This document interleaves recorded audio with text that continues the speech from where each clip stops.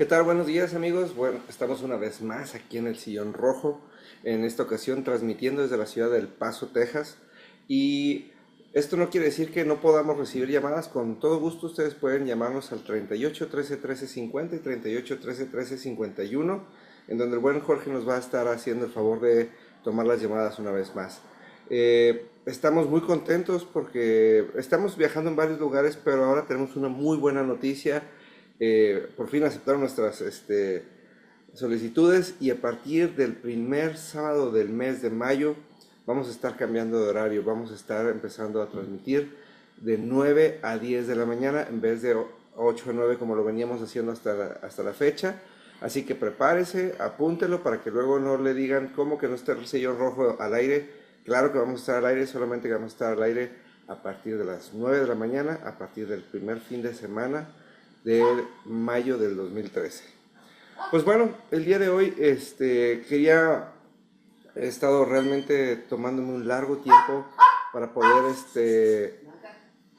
compartirles un tema interesante. Como saben, cada semana estamos aquí hablando sobre lo que es la identidad y de lo que podemos hacer y del potencial y de la responsabilidad que tenemos como hijos de Dios y de las cosas que podemos llegar a hacer. Hemos hablado aquí de todos los tipos de cosas que habla la Biblia acerca de las cosas que podemos hacer. Y una de las cosas que me llama mucho la atención es que existen mitos que se han ido eh, que se han ido formando, que se han ido creando y que se han ido perpetuando acerca de quién es Dios y de quiénes somos nosotros para con Dios, ¿no? Y me llama mucho la atención porque las personas que normalmente no acuden por alguna razón a la iglesia o que no tienen una cercanía con Dios siempre tienen una idea de que tenemos una de que tenemos una tendencia de que todos nos traten igual. Tenemos una tendencia en donde todos hacemos lo mismo. Tenemos una tendencia en donde todos creemos lo mismo y donde perdemos nuestra individualidad, cuando realmente es exactamente lo contrario. Dios nos creó de una manera independiente, Dios nos creó de una manera eh, única, irrepetible, y lo hizo tan patente que hasta el día de hoy sigue creando huellas dactilares únicas, ¿no? Usted puede ver su huella digital, puede ver su dedo, puede ver y se dará cuenta que nunca va a encontrar una persona que tenga una huella exactamente igual que la suya, ¿sí? Pero esto es solamente un pequeño ejemplo de las cosas que Dios hace. Y la verdad a mí me emociona mucho cuando veo esto. Una de mis citas favoritas en la Biblia es el Salmo 139. El Salmo 139 habla de dos cosas muy importantes. Número uno, habla de la omnipresencia de Dios, habla y constata que Dios verdaderamente está en todos lados y que no hay manera de que nos alejemos de Él. Y la segunda habla sobre cómo Dios nos creó y nos formó. Y en el Salmo 139:13 dice, porque tú formaste mis entrañas y porque me hiciste en el vientre de mi madre. Y hace una semana tuve la oportunidad de estar compartiendo en un congreso en la ciudad de Guadalajara, por allá en casita, y platicaba con las personas que tuvieron a bien escucharme. Les hablaba eh, de todas las características y todas las cosas, o todas las ocasiones que Dios habla de nosotros en la Biblia. Y una de las cosas que he tomado como un concepto personal, habla de los gustos de las personas que tienen mucho dinero, ¿no? Me llama la atención que las personas que tienen mucho dinero tienen un gusto especial por las cosas pequeñas, por las cosas detalladas y por las cosas de alto valor, ¿sí? ¿Qué quiere decir esto? Eh, no sé si usted ha escuchado los famosos huevos de Fabergé, que se fabricaban exclusivamente para el zar de Rusia hace siglo y medio más o menos, y que solamente hay unos cuantos, y son huevos sumamente delicados, ahora sí que son piezas de joyería, que se exhiben, no se portan, y cada una de estas piezas son únicas, son tan detalladas y tan exquisitas que llegan a valer, quiero entender, que miles o millones de dólares. ¿Sí? Dios así nos creó. Dios tuvo a bien, y habla la Biblia de que nos creó únicos, nos hizo a mano. ¿Sí? Nos hizo únicos, nos puso nombre desde antes de la fundación del mundo. Y esto es algo que me puede llegar a fascinar. Cada uno de nosotros, tanto usted como yo, tenemos un nombre desde antes de que Dios planeara crear el mundo. Dios creó la tierra mucho después que nosotros, porque ya había un plan y había un propósito. Y lo mejor de todo esto es que el nombre que usted porta no es por error de sus papás, no es por imaginación de alguien, es porque Dios lo puso antes. Y en ese nombre empieza nuestro propósito.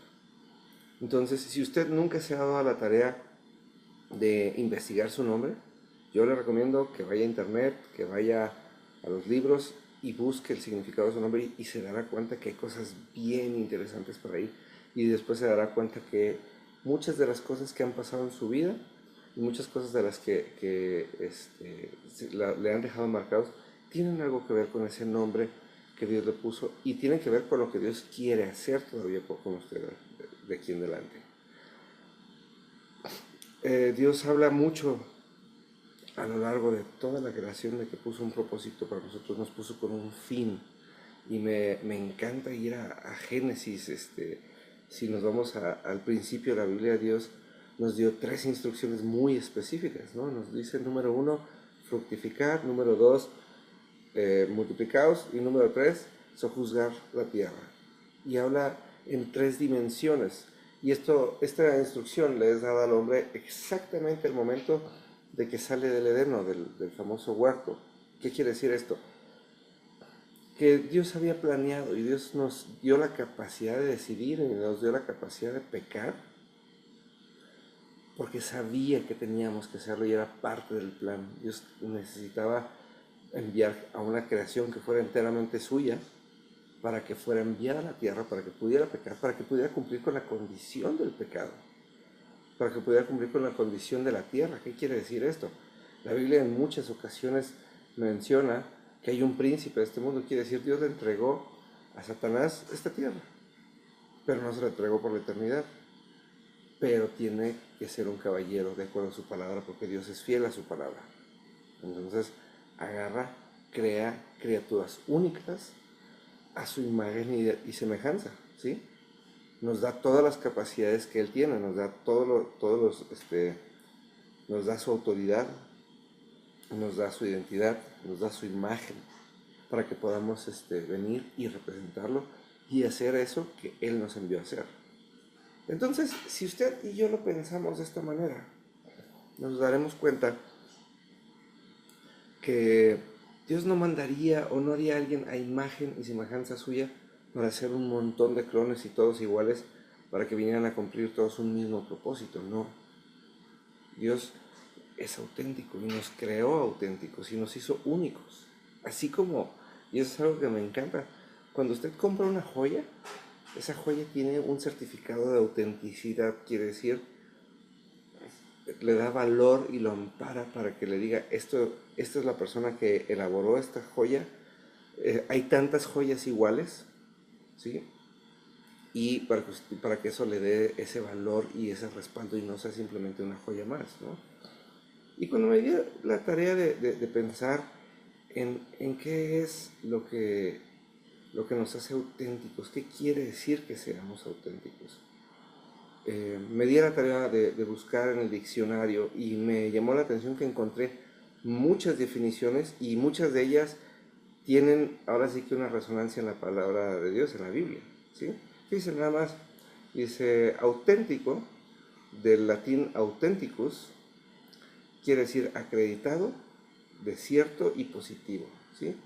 Y a su vez la palabra acreditado tiene un significado bien interesante. Acreditado significa que tiene una reputación, ¿sí? Entonces, cuando nosotros tomamos la identidad de Dios, cuando decidimos dejar de que Dios sea alguien que nosotros llamamos Diosito o Chuy, y nos ponemos las pilas y hacemos las cosas como la Biblia nos lo pide, dice la Biblia que tiene que llegar un momento en nuestra vida en donde tenemos que confesar a Jesús como nuestro Señor y nuestro Salvador. Y quiere decir, cuando le llamamos nuestro Señor, es nuestro patrón, es nuestra cabeza, eh, es nuestra autoridad, ¿sí? Y en ese momento la autoridad es la que nos representa y la que nos pone un nombre y la que nos da una reputación, ¿sí? Yo recuerdo hace algunos años me tocó y tuve el privilegio, me invitó una empresa norteamericana ir a trabajar con ellos y me mudaron de ciudad, me fui a Cancún y en ese entonces yo realmente no tenía, yo sabía quién era la empresa porque los conocía hace tiempo, yo era su cliente incluso, pero me impactó mucho porque me asignaron al territorio de Centroamérica. Y cuando yo llegaba a cualquier país de Centroamérica y a cualquier hotel de Centroamérica, que era el ramo al que se dedica esta empresa, y yo ponía por delante las credenciales de la empresa, la gente me aceptaba de inmediato y la gente asumía que yo tenía el conocimiento necesario y la autoridad necesaria para poder darles a ellos la asesoría y esa autoridad y ese conocimiento valía lo suficiente como para que ellos pagaran la cantidad que mi empresa demandara por mis servicios. Es exactamente lo mismo que nos pasa con Dios. Cuando Dios nos dice, sabes que yo te hice auténtico, te hice único, te hice a mano y puse en ti mi espíritu, y el espíritu lo recuperamos en el momento que ahora sí que nos declaramos a nosotros mismos hijos de Dios y declaramos a Jesús nuestro Señor y Salvador. Sí, en ese momento Dios avala aquello que pone en nosotros y nos da una reputación. Y ahora sí, la definición de auténtico aplica para cada uno de nosotros, acreditado de cierto y de positivo.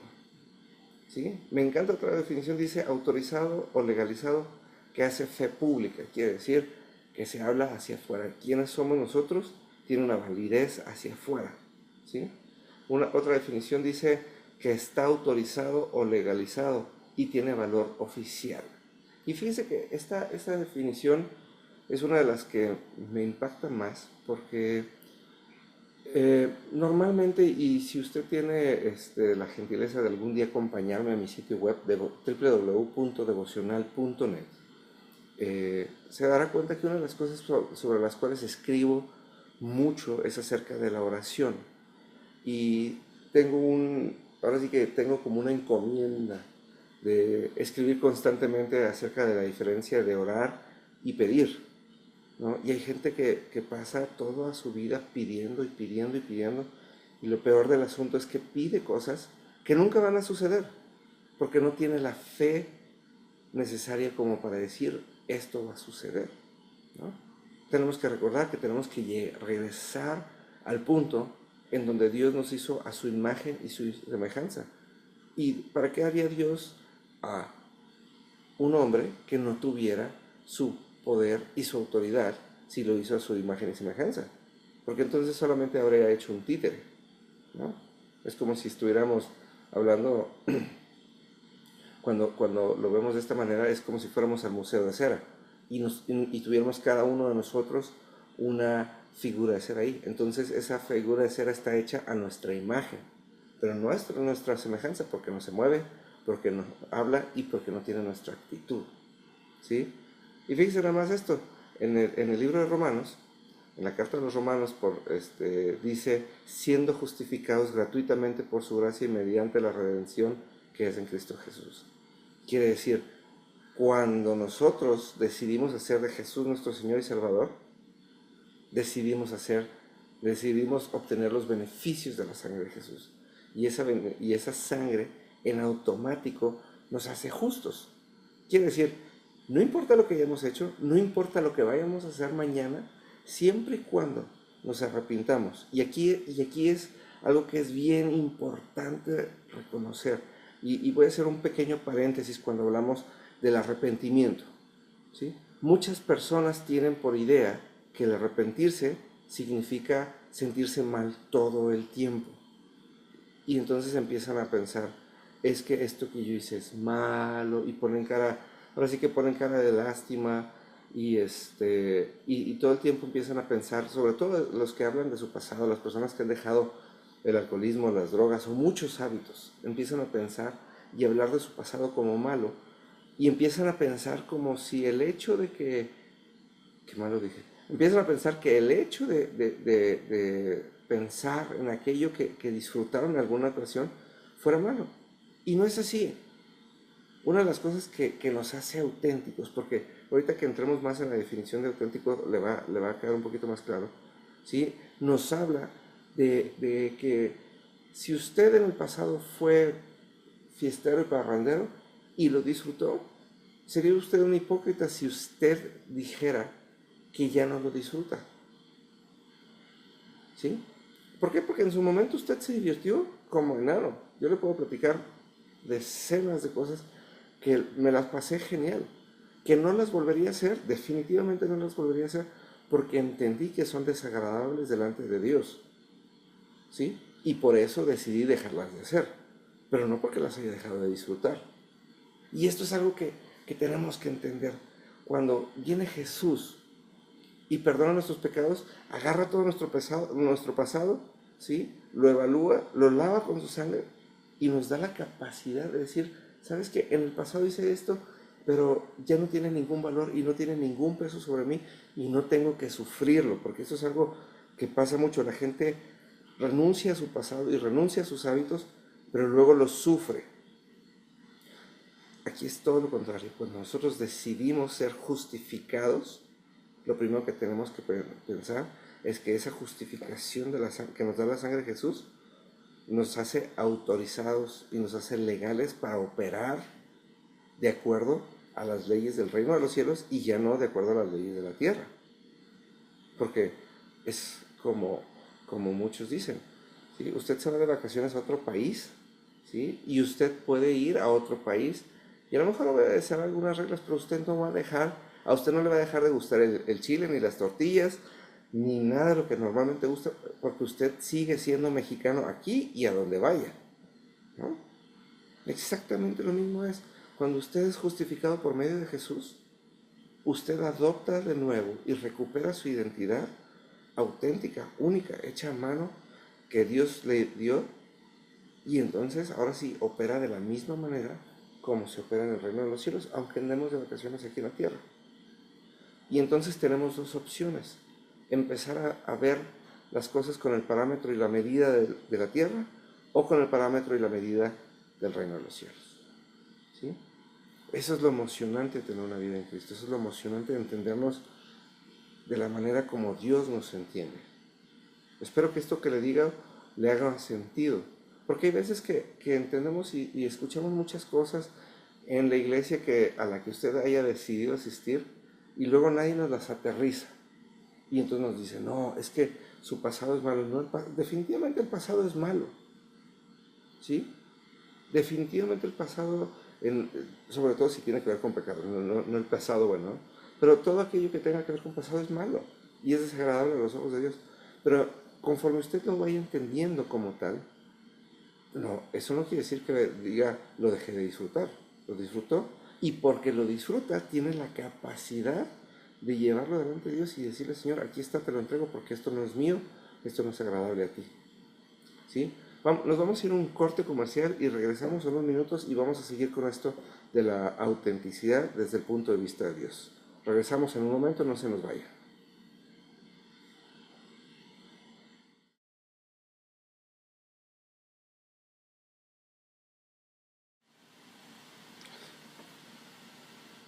Pues estamos de regreso, queridos amigos, y después de este corte les seguimos platicando. Hablábamos sobre lo que nos hace auténticos, y muchas veces, como le decía, pensamos o tenemos la falsa idea de que el hacernos iguales a los demás o el que todos creamos lo mismo o el imitar a otros muchas veces tiene que ver con el hecho de la fe. Y realmente no.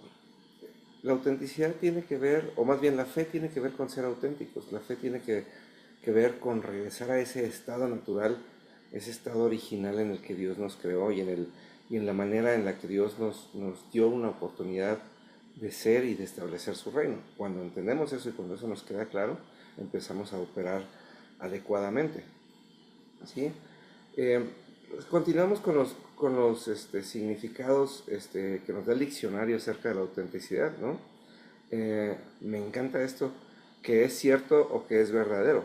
Una persona, y esto es algo que me gusta mucho entender el día de hoy. Hoy por hoy entendemos por personas auténticas a aquellas personas que simplemente deciden ser ellas, ¿no?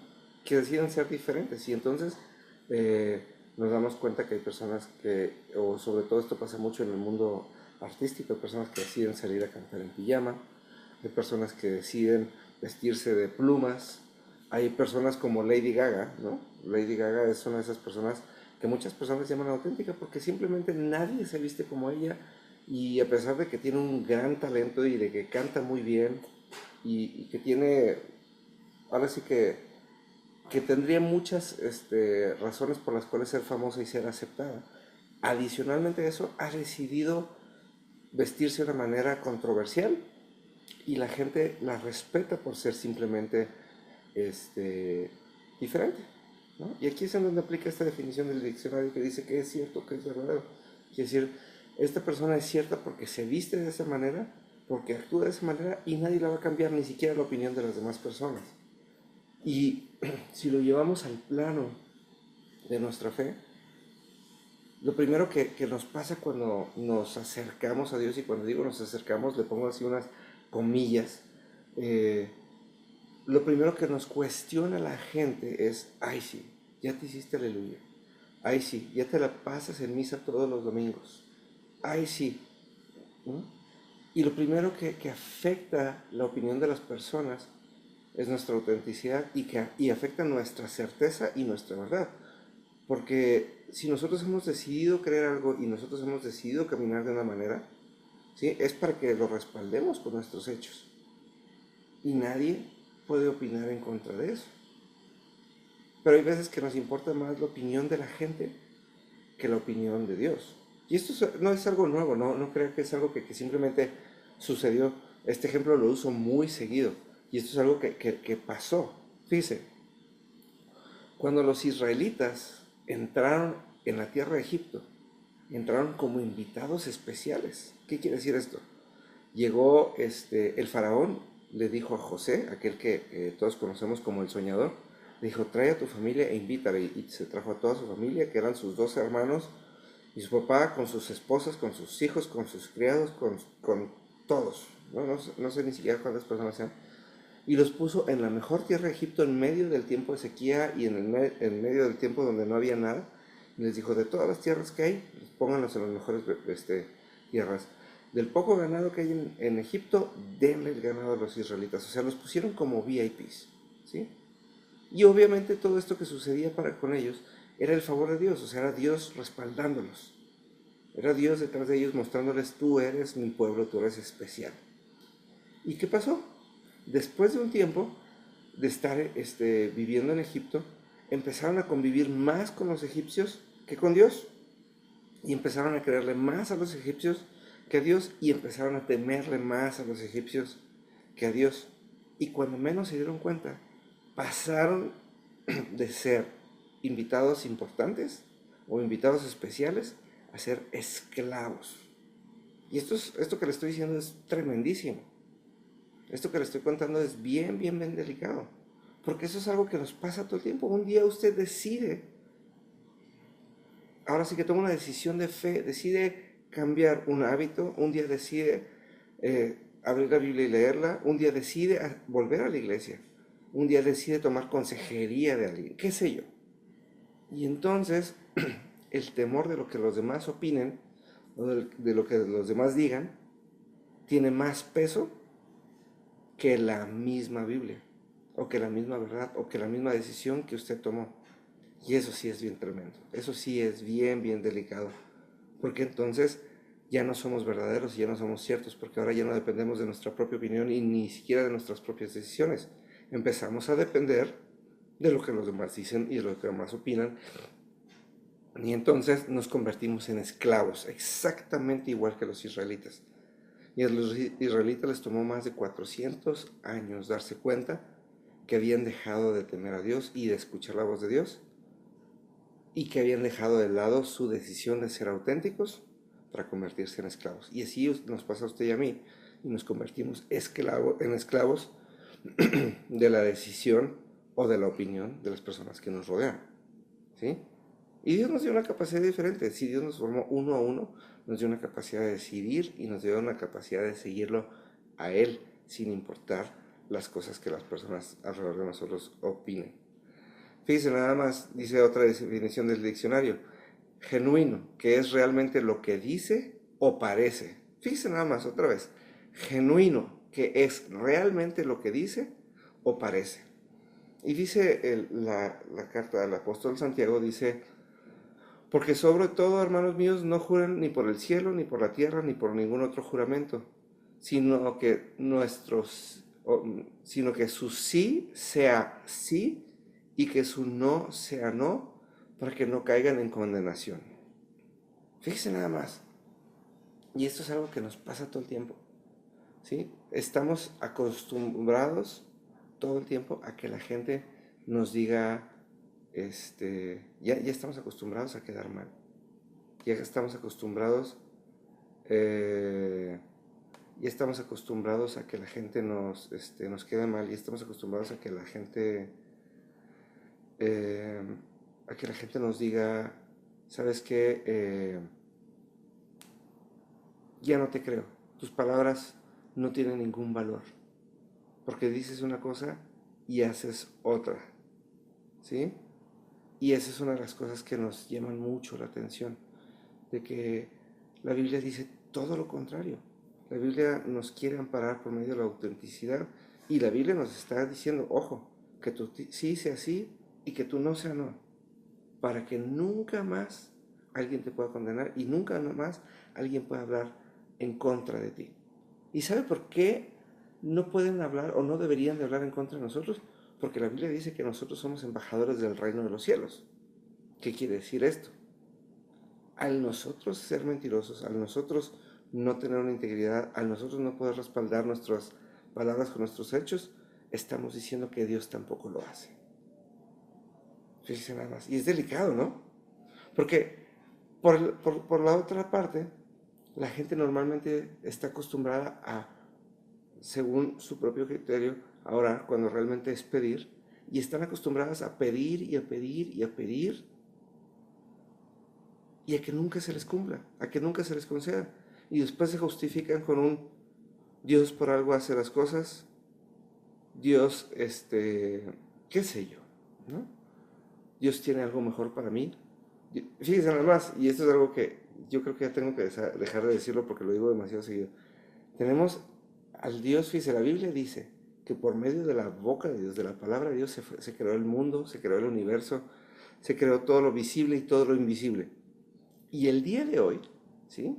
Según los judíos, 5700 y no sé cuántos años más, no tengo el dato para decírselo exactamente, nosotros limitamos la voz de Dios a sí, no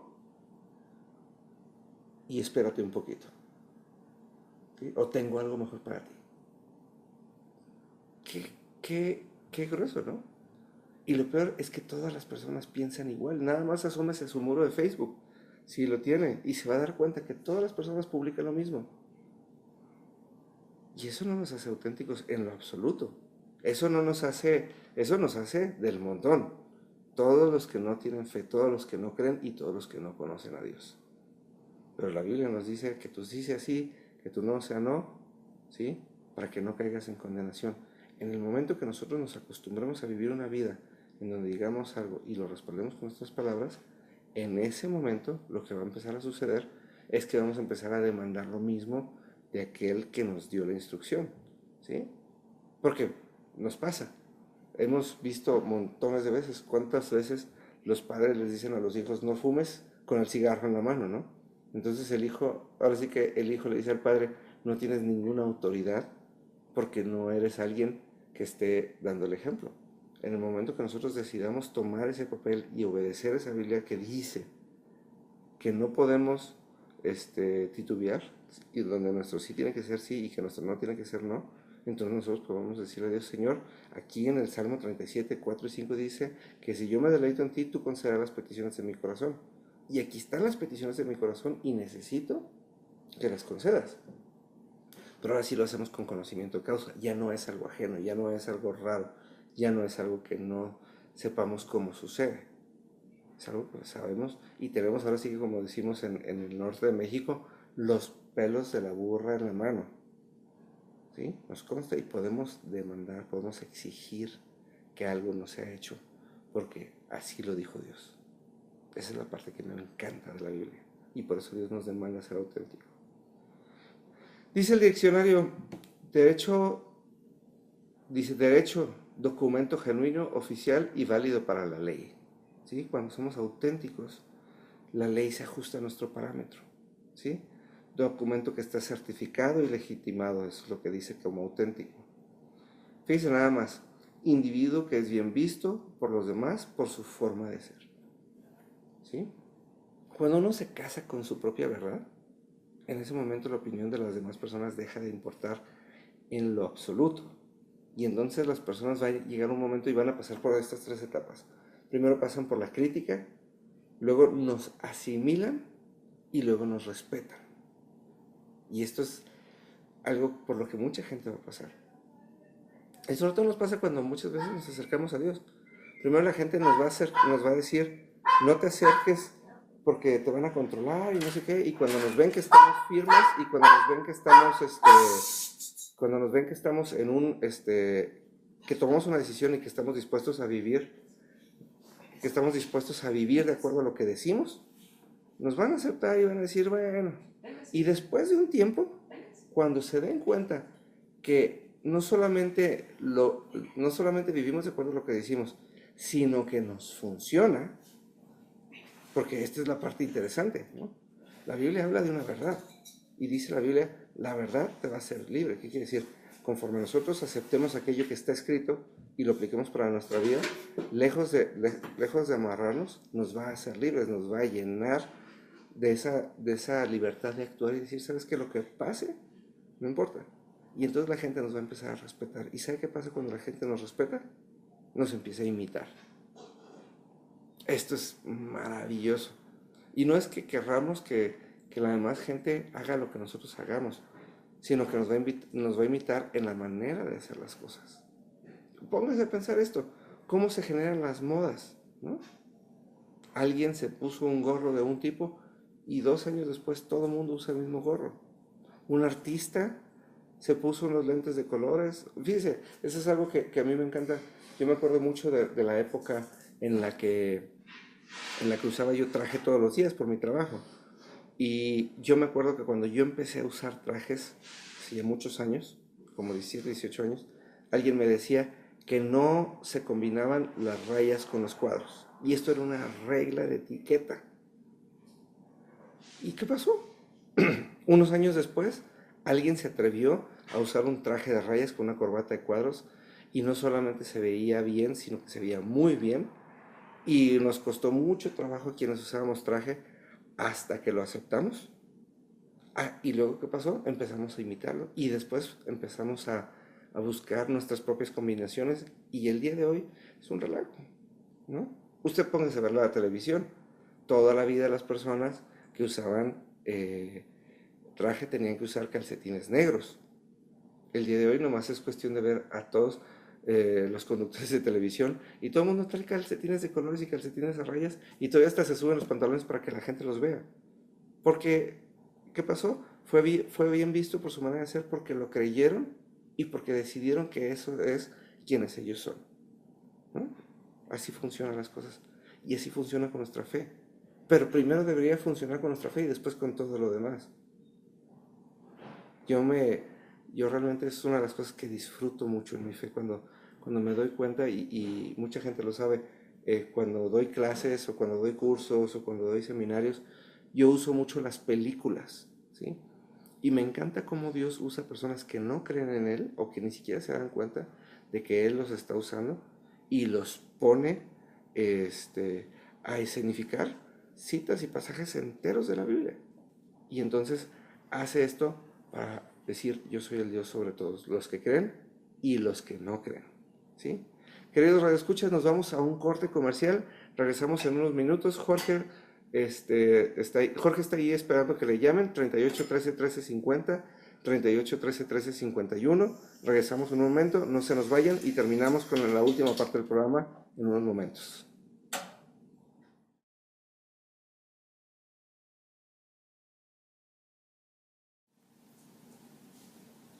Estamos de regreso, queridos radioescuchas, y estamos en la última parte de este programa y estamos hablando acerca de lo que es la autenticidad y nuestra identidad auténtica delante de Dios y como hijos de Dios. Y estamos hablando sobre las características que nos da la Biblia y que Dios nos habla de por qué tenemos que ser auténticos y cómo es que tenemos que ser auténticos. Hablábamos hace un momento que un individuo, que auténtico según el diccionario dice, individuo es el que es, perdóneme usted, auténtico es un individuo que es bien visto por su forma de ser, ¿sí?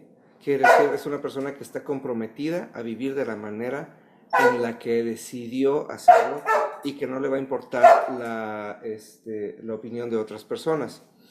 Entonces, una de las definiciones, y este es el punto donde yo quiero llegar, fíjense nada más que cómo llega esto.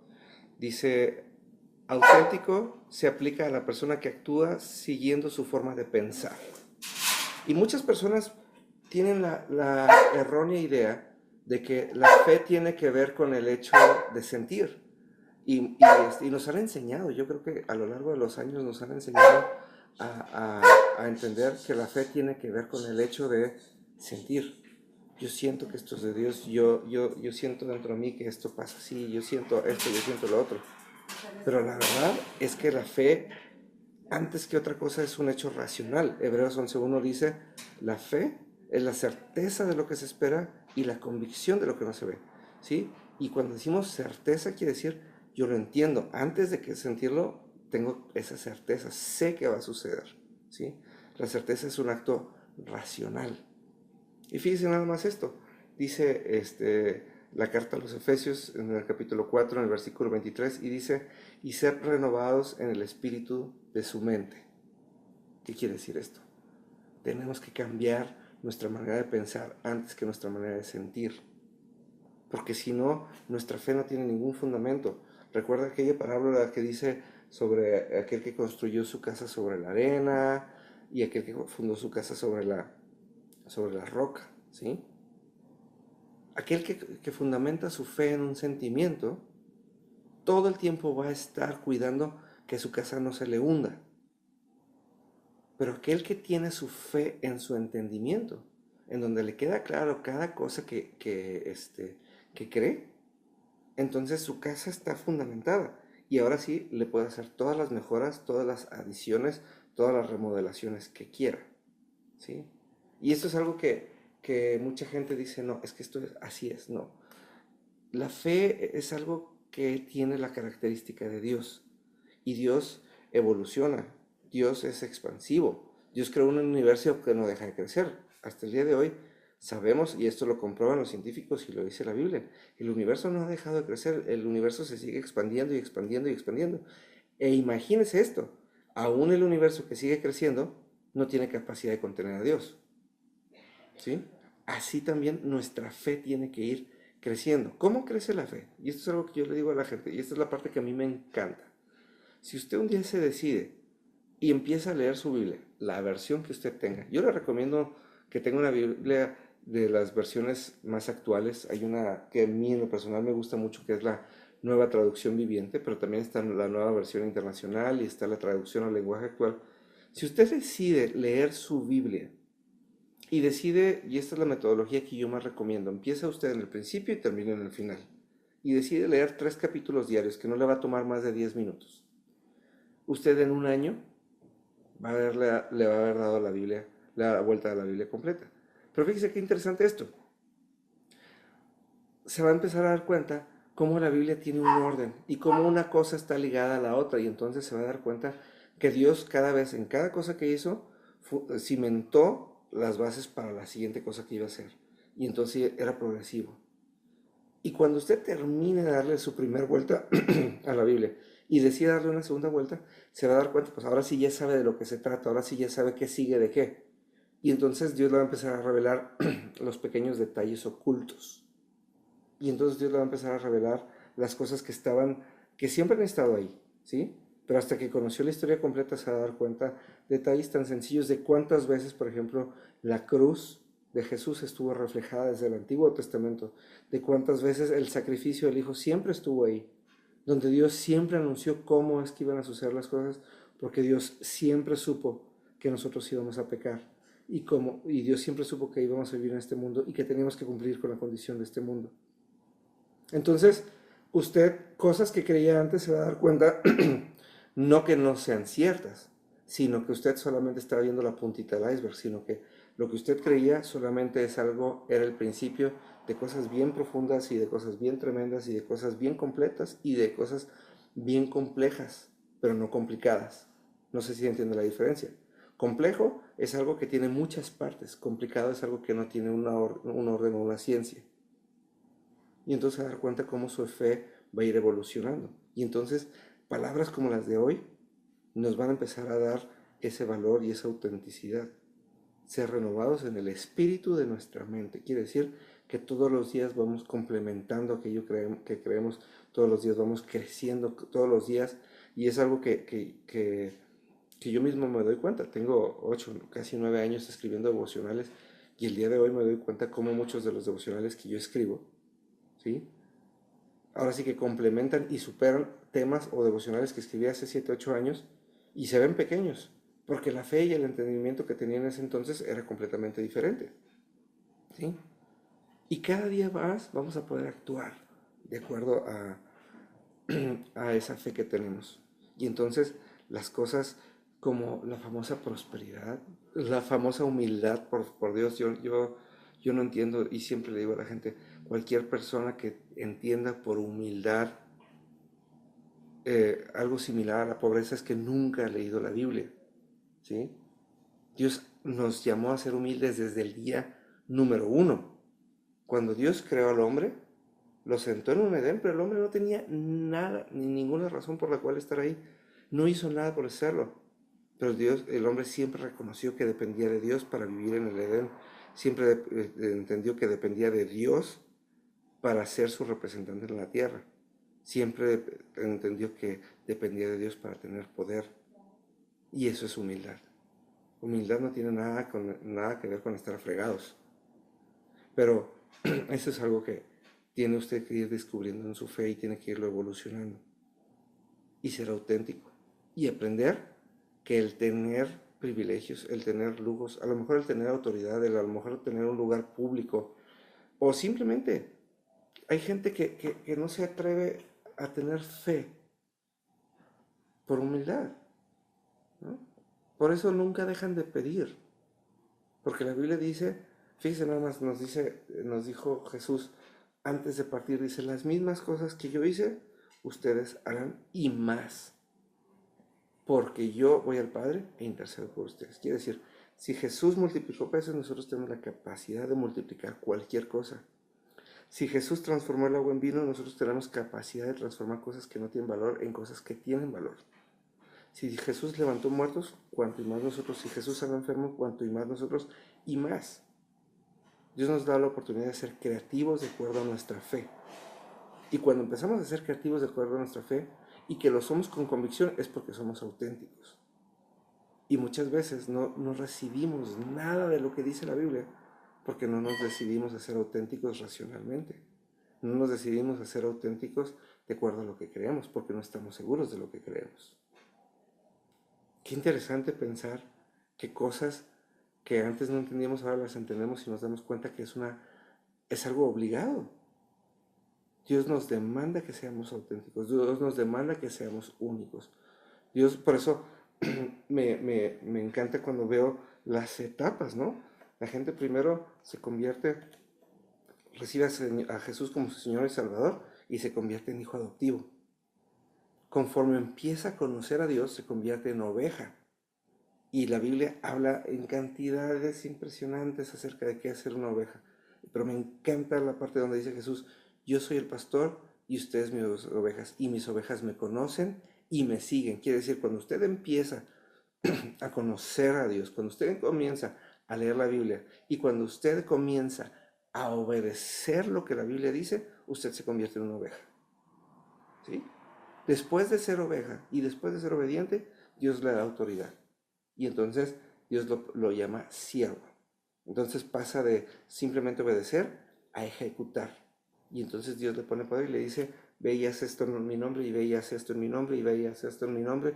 Y entonces nos convertimos en siervos y empezamos a ejecutar con el poder de nuestro amo, con el poder de nuestro amo, con el poder de nuestro Dios, con el poder de quien está detrás de nosotros.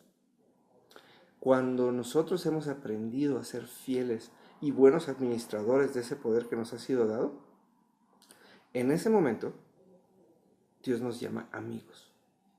Y dice el mismo Jesús, ya no los voy a llamar siervos, porque el siervo no sabe lo que hace su amo, pero el amigo sí. Y yo les he mostrado todo lo que sé de mi Padre. ¿Se fija cómo es una evolución? O sea, no es simplemente un día decidimos creer algo, sino eso que creímos lo llevamos a la práctica, ¿sí? Y después de ser amigos y que nos fue revelado los secretos del Padre, llegamos a ser herederos juntamente con Cristo. Entonces obtenemos la misma estatura de Cristo y nos damos cuenta que Él fue enviado para ser ejemplo. Y todo lo que le es dado a Él nos es dado a nosotros de la misma manera. Y entonces tenemos la capacidad de sembrar en las futuras generaciones. Porque la Biblia también nos dice que es una responsabilidad. El que dice, el hombre bueno deja herederos a sus hijos y a los hijos de sus hijos. Y muchas veces nuestra fe no nos alcanza ni siquiera para nosotros mismos. Por eso la fe es evolutiva. Por eso el ser auténtico se hereda. Cuando nosotros, y esto es algo que pasa mucho, los padres quieren que los hijos sean iguales a ellos. Cuando dices, no, nuestra responsabilidad como padres, y no estoy hablando nada más en lo carnal, sino en lo espiritual y en lo laboral y en todo. Nosotros tenemos que tener la capacidad de enseñarles a quienes están debajo de nosotros a que piensen por sí mismos, a que crezcan por sí mismos y que lleguen a lo mejor más lejos que nosotros, porque este es el secreto. Donde Jesús terminó, nosotros comenzamos.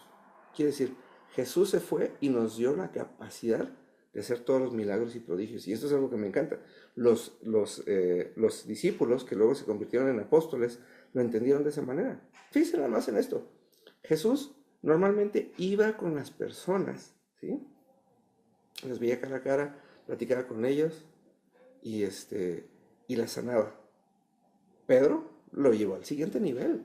Dice la Biblia que Pedro caminaba por las calles y la gente le arrimaba a los enfermos para que su sombra los sanara. ¡Wow!, ¿no? Aquí se cumple lo que Jesús dijo. Yo le quiero invitar a esto, querido redescucha, porque estamos en los últimos minutos del programa. Dios nos creó, ahora sí que somos verdaderamente hechos a mano y verdaderamente hechos únicos. Pero lo mejor que nos dio Dios fue nuestra mente, para que meditáramos en todo lo que viene de Él. Y lo primero que tenemos que hacer es tomar una decisión racional de hacer de Jesús nuestro Señor y nuestro Salvador.